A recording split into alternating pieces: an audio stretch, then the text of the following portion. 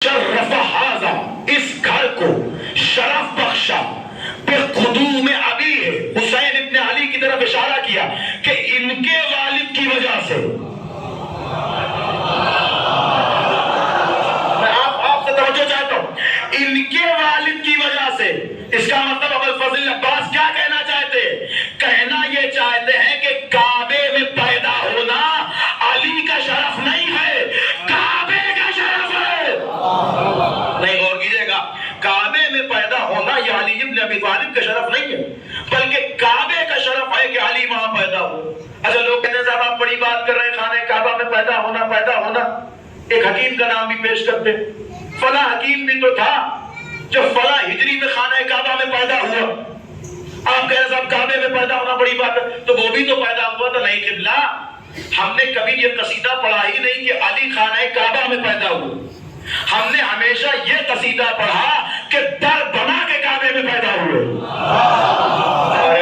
غوری نہیں ہے، کعبے میں پیدا ہونا کمال نہیں ہے، در بنا کے پیدا ہونا کمال ہے۔ تو ایک کیا 1000 لوگ کعبے میں پیدا ہو جائے، یہ بتاؤ در کتنوں کے لیے بنا؟ نہیں غور کیجئے گا، توجہ کیجئے گا، ایک جملہ کہہ کے بات سمیٹ دوں، ارے قبلہ کعبے میں پیدا ہونے کی بحث ہی نہیں ہے، کعبے میں ایسے پیدا ہونا ہے کہ ولادت بھی ہو جائے، کعبہ نجس بھی نہ ہو۔ بھائی صلوات پڑھیں محمد علی محمد کی ذات پر۔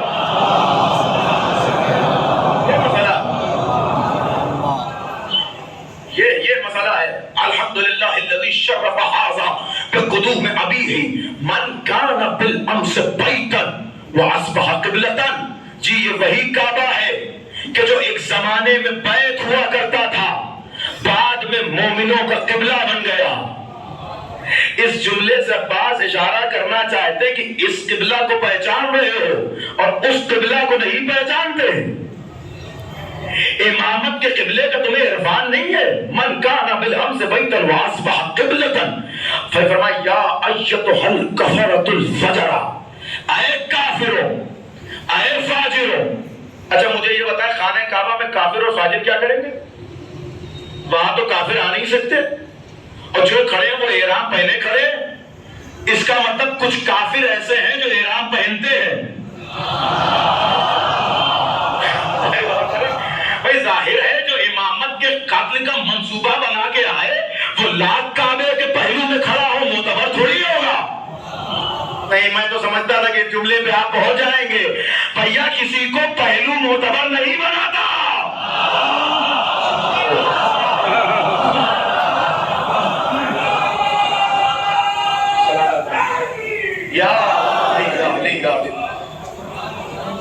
فرمایا کہ لاکھ کعبے کے پہلو میں کھڑے ہوئے ہو، تم نے وارث کعبہ کا قتل کا ارادہ کیا۔ ایھا الکفرۃ الفجرہ، فرمایا اتصدون طریق البیت لامام البررہ، تم کیا ارادہ رکھتے ہو کہ حسین کو کعبے کا طواف کرنے سے روک دو گے؟ بھئی حکم یہی تھا نا کہ حج مکمل نہیں کرنے دینا، حسین ابن علی پہ خنجر چلا دینا۔ عباس کہہ رہے ہیں کیا تم یہ سمجھتے ہو کہ حسین ابن علی کو کعبے کے طواف سے روک دو گے؟ من ہوا احق من سائر البریہ، اس پوری دنیا میں سب سے زیادہ طواف کا حقدار کون ہے؟ یہ عباس ابن علی کا سوال ہے، کہہ رہے ہیں پوری دنیا میں سب سے زیادہ اس کعبے کے قریب آنے کا حقدار کون ہے؟ وہ من ہوا ادنا بہ، اور سب سے پسترین اور کمترین کون ہے؟ یہ استفہام جوابیہ ہے۔ لیکن سوال دو طرح کا ہوتا ہے، سوال بھی دو طریقے کا ہوتا ہے۔ ایک یہ ہوتا ہے کہ آپ سے پوچھا جائے، آپ کو نہیں پتا ہوتا ہے، اور ایک سوال یہ ہوتا ہے کہ جو آپ جانتے ہیں اور آپ سے پوچھا جائے۔ کہتے ہیں کل تو آپ بھی تھے، یہ ہوا تھا یا نہیں ہوا تھا؟ اس کا مطلب کبھی کبھی استفہام اقراری ہوتا ہے، پوچھا ہی جاتا ہے کہ جواب دو۔ توجہ کیجئے گا، عباس کے یہ دونوں استفہام اقراری ہے، یعنی عباس بتانا چاہتے ہیں کہ تم بھی جانتے ہو کہ کعبے میں پیدا ہونے والے کا بیٹا کون ہے، اور یہ بھی جانتے ہو کہ چرواہے کی اولاد کون ہے۔ توجہ کیجئے گا، من ہوا احق من سائر البریہ ولا ادنا بے. پھر فرمایا کہ لولا حکم اللہ الجلیہ، اگر اللہ کی حکمت مانے نہ ہوتی، وہ اسرار العلیہ، اور اللہ کو رازوں کو حجاب میں رکھنا مقصود نہ ہوتا، وہ اختبار البریہ، اور اللہ لوگوں کا امتحان لینا اگر نہ چاہتا تو کیا ہوتا؟ اگر یہ تین چیزیں نہ ہوتی، لولا تو آپ جانتے ہیں نا، لولا اگر علی نہ ہوتے، یہ وہی لولا ہے. عباس کہہ رہے اگر امتحان مقصود نہ ہوتا، اگر اسرار کو رازوں کو پردے میں رکھنا مقصود نہ ہوتا، اگر اللہ کی حکمت مانے نہ ہوتی تو کیا ہوتا؟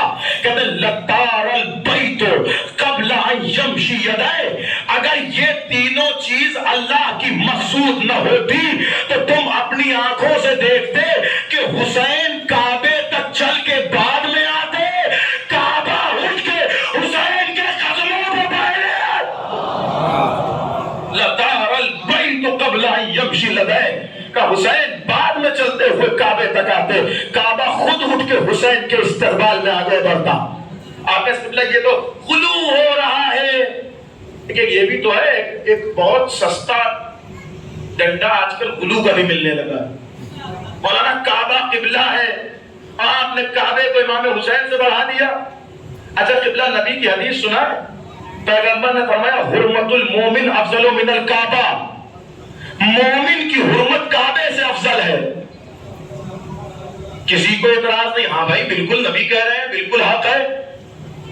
پیغمبر نے فرمایا جس نے ایک مومن کا دل دکھایا گویا اس نے کعبے کو منہدم کیا. سبحان اللہ. تو جب ایک مومن کی عظمت اتنی ہے تو امیر المومنین کے بیٹے کی عظمت کتنی ہوگی؟ اور یہ میرا جملہ نہیں، یہ تو عبارت موجود ہے. فرمایا لطار البیت، تم خود دیکھتے کہ کعبہ کچھ قدم آگے بڑھ کے آتا اور حسین کے قریب آتا. پھر فرمایا قد استلم الناس الحجر، لوگ حجر اسود کو چومنے کے لیے بڑھ رہے ہیں.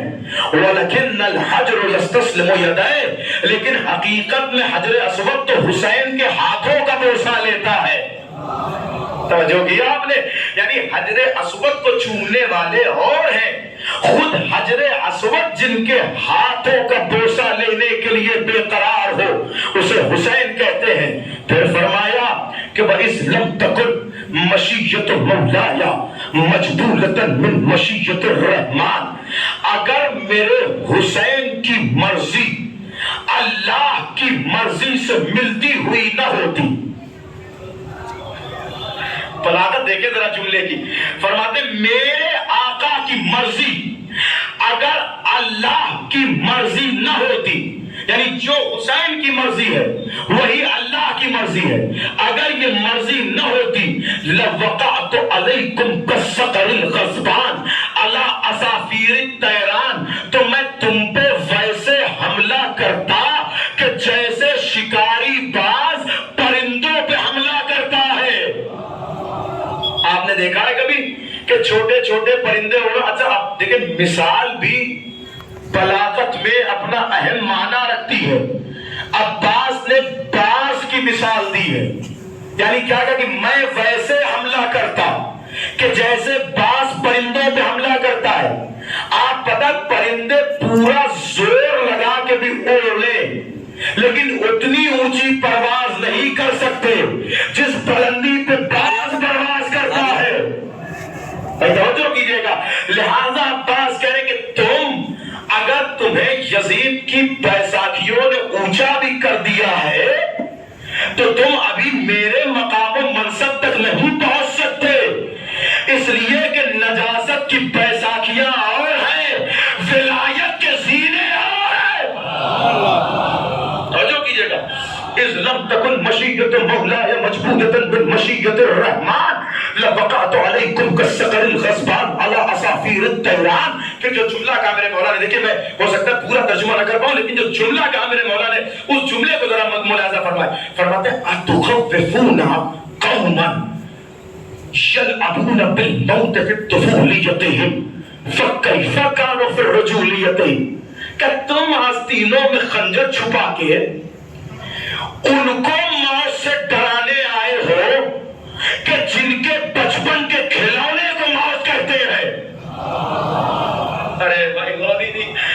کیف تخوفون قوما، کیا تم اس قوم کو خوف دلاتے ہو یلعبون بالموت فی الطفولیہ، کہ جو بچپنے میں موت سے کھیلا کرتے تھے.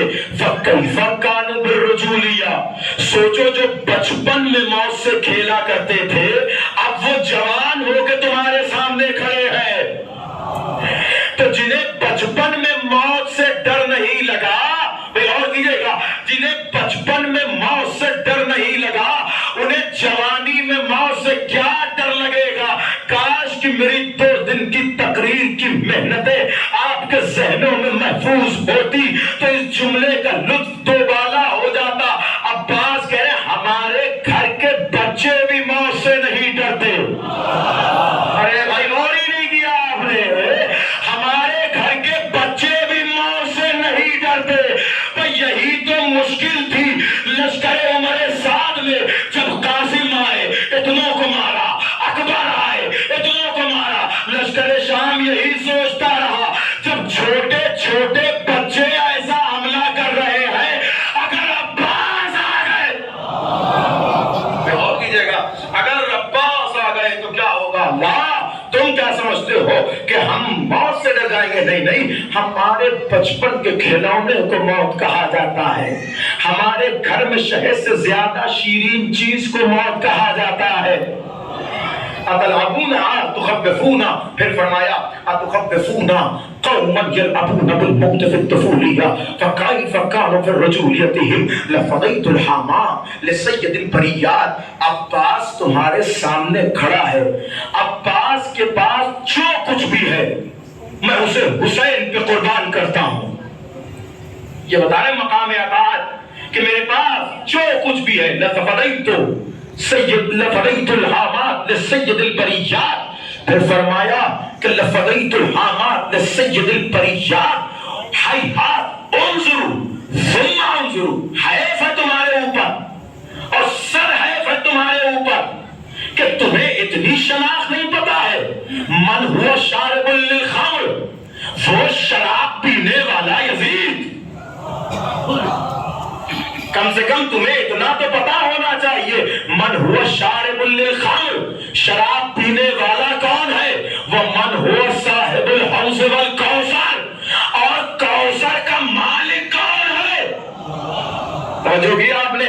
یعنی کہاں اس نجاست اور پلیدگی کے گھیر پہ پیدا ہوئے کنکر کو تم اس کے مقابلے میں لا رہے ہو کہ جس کے خمیر کو آب کوثر سے کھولا گیا ہے، جس کے صدف کو فاطمہ کے بدن سے بنایا گیا ہے، جس کے نور کو الحاق نور خدائی کا شرف حاصل ہے، جس کا وجود وقار انما ہے، جس کا تاج سرتار لافتہ ہے، جو فرزند فاطمہ ہے، جو فارس علم انبیاء ہے، جو فارس آدم النور ہے، جو فارس ابراہیم خلیل ہے، جو نبوتوں کا اصیل ہے، جو شرف آئین نبین نبیل ہے، جو فارس آدم سلسائیل ہے، جس کا ادنا شرف یہ ہے کہ جس کا خادم جبرائیل ہے.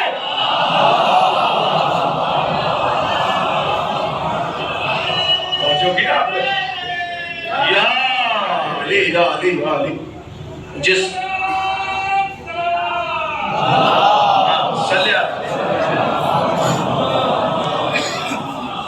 جس کا خادم جبرائیل ہے. نہیں قبلہ، جبرائیل کے نام سے ایک جملہ مجھے یاد آ گیا. آپ نے یہ سنا ہوگا نا کہ مولا حسین اس شخصیت کا نام ہے کہ جس کے گہوارہ جنبانی کا شرف جبرائیل کو حاصل ہوا. یہ روایت ہے، نقطہ نہیں ہے جسے عام کہہ کے ٹال دیا جائے. ملائکہ آتے تھے حسین کا گہوارہ جھلانے. میں سمجھتا ہوں یہ ملائکہ کا شرف ہے، اس لیے کہ سردار جنت کا گہوارہ جھلا رہے. باقاعدہ طور پر وہ لوری بھی کتابوں میں موجود ہے جو حسین کو لوریاں دی جاتی تھی. علامہ مجلسی نے تحریر کیا ان فی الجنت نہرا من لبن لعلی ولزہرا وحسین وحسن. جب جبریل حسین گہوارہ جھلاتے تھے تو یہ مصرع دہرایا کرتے تھے ان فی الجنة نهرا من لبن لعلي ولزهرا وحسين وحسن إن في الجنة نهرا من لبن لعلي ولزهرا وحسين وحسن إن في الجنة نهرا من لبن لعلي ولزهرا وحسين وحسن. جنت میں ایک نہر ہے کہ جو دودھ کی ہے، جو زہرا کے لیے ہے، علی کے لیے ہے، حسن کے لیے ہے، حسین کے لیے ہے. نہیں جملہ دو آقا عباس کے چاہنے والے بیٹھے ہیں. کائنات کا شرف یہ ہے کہ حسین جب گہوارے میں رہے اللہ نے جبرائیل کو بھیجا کہ جاؤ حسین ابن علی کا گہوارہ جھلاؤ. لیکن میں نے اسی صاحب گہوارہ کو دیکھا کہ جب 4 شعبان کو ایک ننھا سا شہزادہ گہوارے میں لے